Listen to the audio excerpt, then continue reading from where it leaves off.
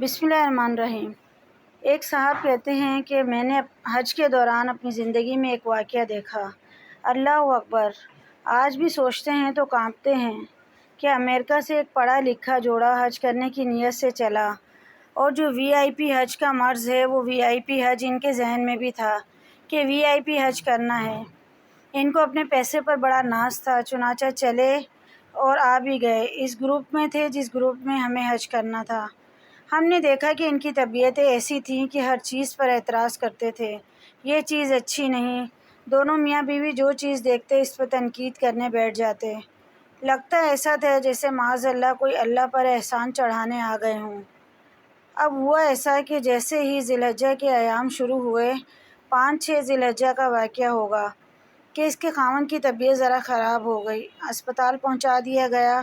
انہوں نے بتایا کہ اس کو ہارٹ اٹیک ہے، دل کا دورہ پڑا ہے۔ انہوں نے اس کو آئی سی یو میں رکھا، حتیٰ کہ وہ دن آ گیا جب عرفات جانا تھا۔ تو یہاں کا ایک دستور ہے کہ جو لوگ حج کی نیت سے آئے ہوں، اسپتال والے ان کو اپنی ذمہ داری پر ایمبولینس کے اندر میدان عرفات لے جاتے ہیں اور وقوف عرفہ کروا کر پھر واپس لاتے ہیں، اور ان کے ساتھ ڈاکٹر اور ساری میڈیکل ٹریٹمنٹ ہوتی ہے۔ یوں سمجھیں کہ ایک چھوٹا سا اسپتال ان کے ساتھ ہوتا ہے تاکہ ان کا حج ہو جائے۔ تو انہوں نے اس کو کہا کہ وہ ایک فارم بھر دے تاکہ ہم آپ کے حج کا انتظام کر دیں۔ خاوند صاحب کہنے لگے کہ نہیں، مجھے یہ فارم نہیں بھرنا۔ ڈاکٹرز نے پوچھا کیوں نہیں بھرنا؟ تو اس نے کہا کہ میں چلا تھا وہاں سے حج کرنے، خدا کا گھر دیکھنے، پھر اللہ نے مجھے ہارٹ اٹیک کیوں دیا؟ سوچ دیکھیے کہ میں تو اس کا گھر دیکھنے آیا تھا، اس نے کیوں مجھے دل کا دورہ دیا؟ لہٰذا مجھے اب عرفات نہیں جانا۔ ڈاکٹر منتیں کر رہے ہیں کہ دستخط کر دو تاکہ ہم آپ کو وقوف عرفات کروائیں۔ اس نے کہا نہیں۔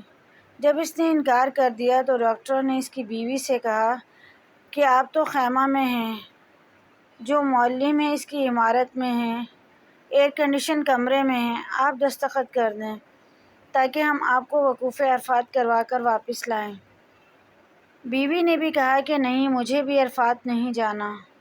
چنانچہ تمام لوگ وقوف عرفات کر کے آ گئے، لیکن نہ اس کی بیوی نے وقوف عرفہ کیا اور نہ اس کے خاوند نے کیا، اور حج کیے بغیر بالآخر یہاں سے واپس چلے گئے۔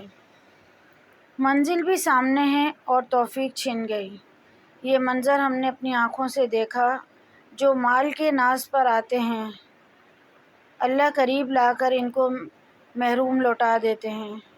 اس لیے اس چیز کا تعلق اعمال کے ساتھ ہے، طلب کے ساتھ ہے۔ جتنی طلب ہوگی اللہ اتنے راستے کھولیں گے، ایک بار نہیں، بار بار راستہ کھولیں گے۔ آپ اچھی طرح عمرہ کریں، اچھی طرح سے یہاں وقت گزاریں، اللہ تعالیٰ آپ کے لیے بار بار راستہ کھولے گا۔